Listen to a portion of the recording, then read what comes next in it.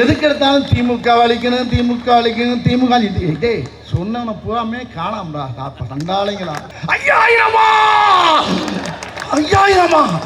5000 போட்டாங்களா?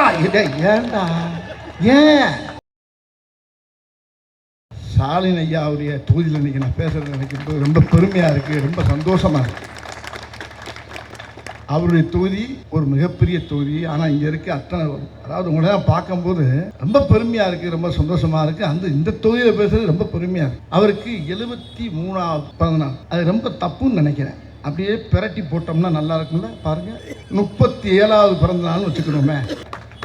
ஏன்னா அவருடைய செயல்பாடுகள் கூட அப்படித்தான். என்னுடைய சகோதரி பர்வீன் சுல்தான் சொன்ன மாதிரி இப்படி ஒரு தலைவர், இப்படி ஒரு முதலமைச்சர் நம்ம தமிழ்நாட்டுக்கு கிடைக்கிறது ரொம்ப கஷ்டம். இப்போ கொஞ்ச நாள்ல 2-3 நாள்ல கொஞ்சம் லேசாக பீதியை கிளப்பிட்டாங்க. யாருக்குமே சோறு கிடைக்காதாம்லன்ட்டாங்க. எனக்கு தூக்கம் இல்லை. பழைய கொரோனா மாதிரி வரப்போகுது, பழைய நோட்டு செல்லாமல் வரிசையில் நின்னாங்க பாருங்க, அது மாதிரி நடக்க போகும் பார்த்தா அங்கே வர்ற வழியில் போத்தா பூரா டீசலுக்கும் பெட்ரோலுக்கும் பூரா மக்கள் பூரா நிற்கிறாங்க. ஹோட்டலை பூரா அடைச்சி விட்டான். பயங்கரமான குள நடுக்கமாகி போச்சு. கேட்டால் எங்கேயோ சண்டை நடந்தால் நம்ம வீட்டில் அடுப்பு எரியாது, சோறு வராதுங்கிறான், சோறு கிடைக்காதுங்கிற அளவுக்கு ஒரு பீதியை கிளப்பிட்டாங்க.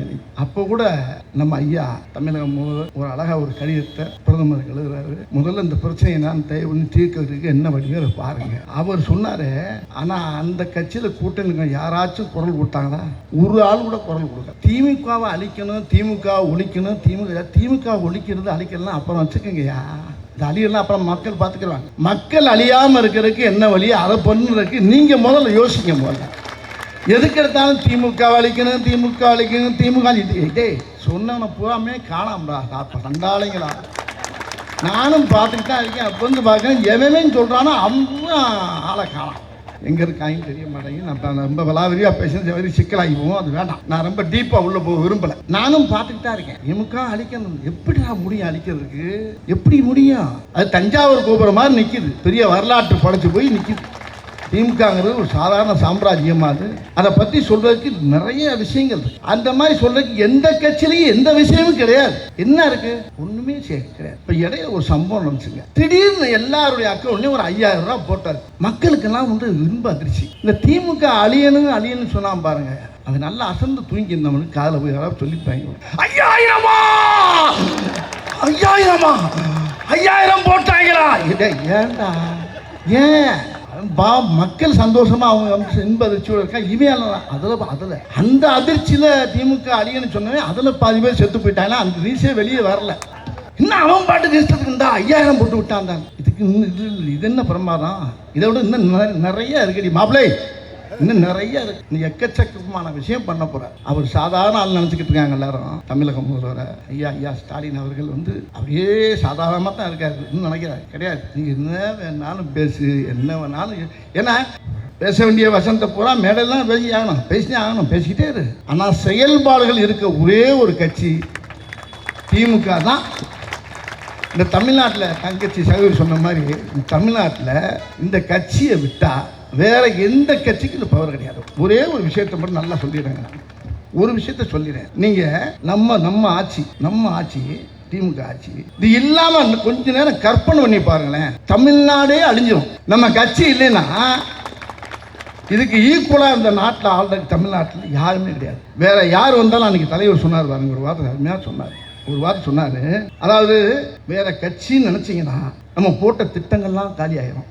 அவன் ஒரு சட்டத்தை மாற்றுவான், திட்டத்தை மாற்றுவான், என்னென்னமோ பண்ணி மொத்தத்தில் தமிழ்நாடுங்கிற பேரே தூக்கிடுவாங்க.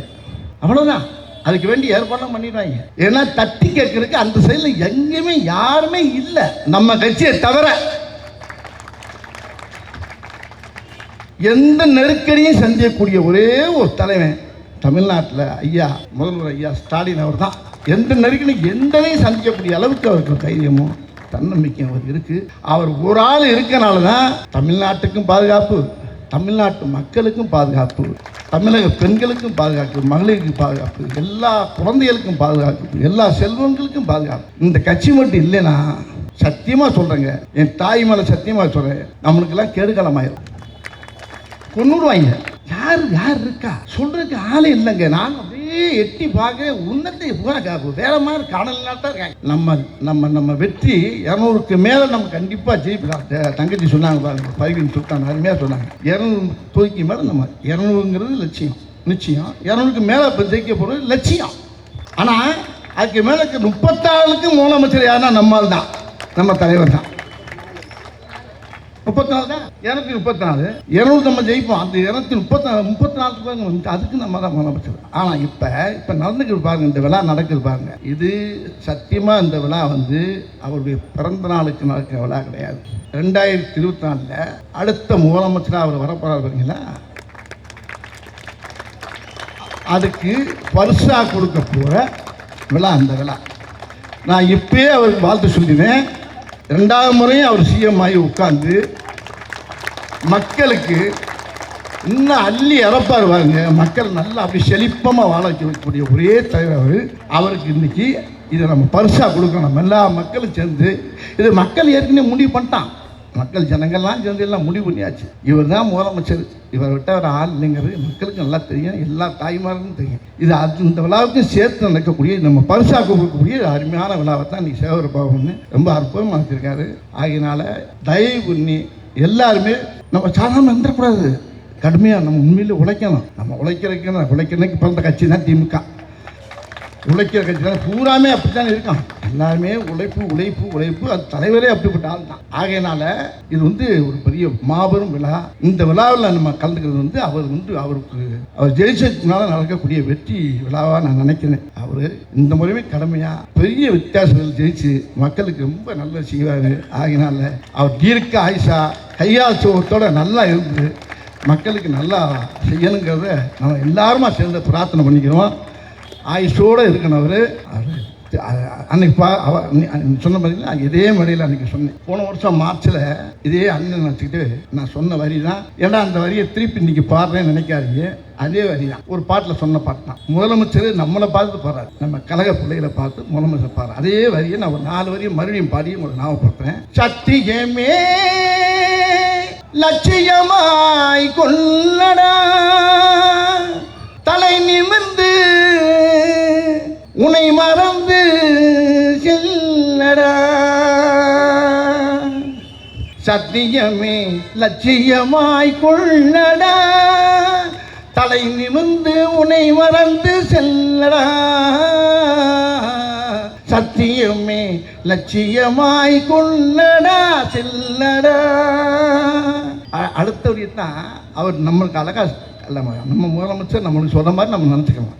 அப்படித்தான் நினைக்கலாம். வழியினிலே எத்தனையோ மேடு பள்ளம் உன்னை இடற வைத்து தள்ள பார்க்கும் குழியிலே. வழியினிலே எத்தனையோ மேடு பள்ளம் உன்னை இடற வைத்து தள்ள பார்க்கும் குழியிலே. அத்தனையும் தாண்டி காலை முன்வையடா, அத்தனையும் தாண்டி காலை முன்வையடா. நீ அஞ்சாமல் கடமையில் கண்வையடா. சத்தியமே லட்சியமாய் கொள்ளடா வெல்லடா.